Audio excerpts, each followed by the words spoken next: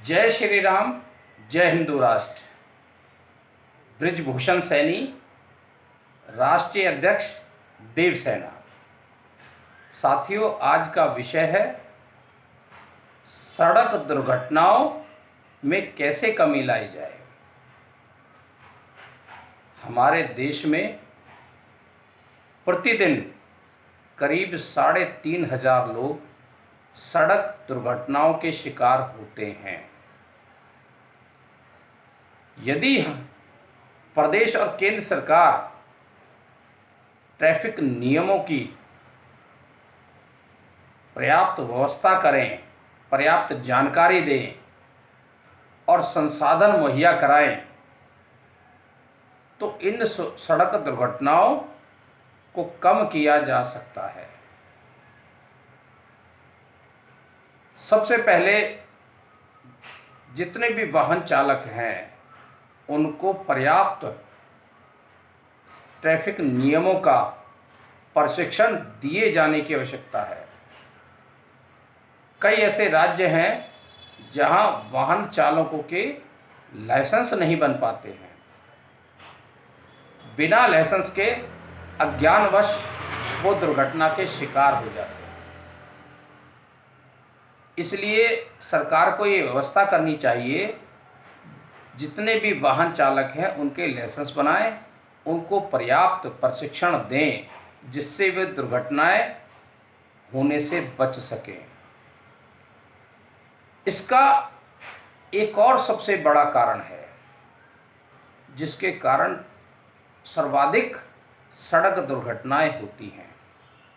हमारे देश में हैवी व्हीकल्स यानी कि बड़े वाहनों को चलने के लिए सड़कें तो मुहैया है और उन्हीं के लिए बनाई जाती है, लेकिन अफसोस की बात साइकिल चलाने वाले साथियों के लिए इस देश में साइकिल ट्रैक की व्यवस्था नहीं है, जबकि बहुत सारे ऐसे देश हैं जहां अलग से साइकिल ट्रैक की व्यवस्था होती है और वहां के नागरिक उन ट्रैकों पर अपनी साइकिल चला के अपनी मंजिल तक पहुंचते हैं।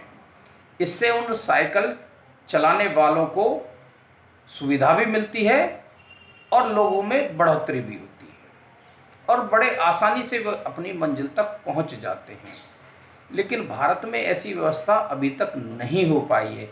ये बड़े अफसोस की बात है कि हमने बहुत सारे मामलों में सुविधाएं मुहैया कराई हैं, ट्रैफिक नियमों को कड़ा किया है, जुर्माने भी की राशि काफ़ी वृद्धि की है, लेकिन यदि हम इस व्यवस्था को और दुरुस्त कर दें तो सड़क दुर्घटनाओं को कम किया जा सकता है।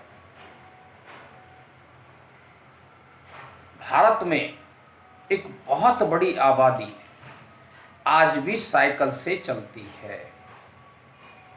किसी भी सरकार ने इस बड़ी आबादी के लिए कोई पर्याप्त व्यवस्था नहीं की।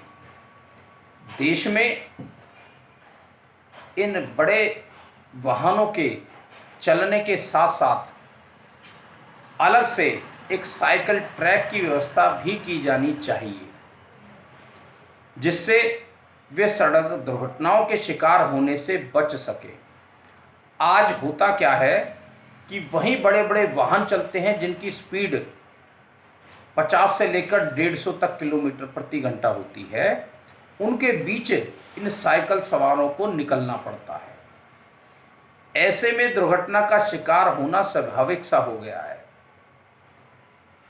उन वाहनों के बीच में चलना इनका मुश्किल है और प्राय देखने में आता है कहीं भी कोई ना कोई साइकिल सवार इन बड़े वाहनों की चपेट में आ जाता है।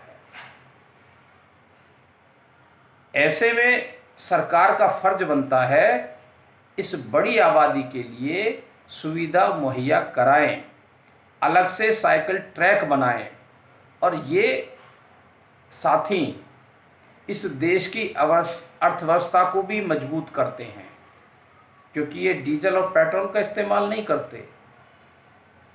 इससे हमारा आर्थिक विकास भी होता है और इस पर्यावरण को दूषित होने से भी ये सभी साथी बचाते हैं और अपने स्वास्थ्य को भी ठीक रखते हैं।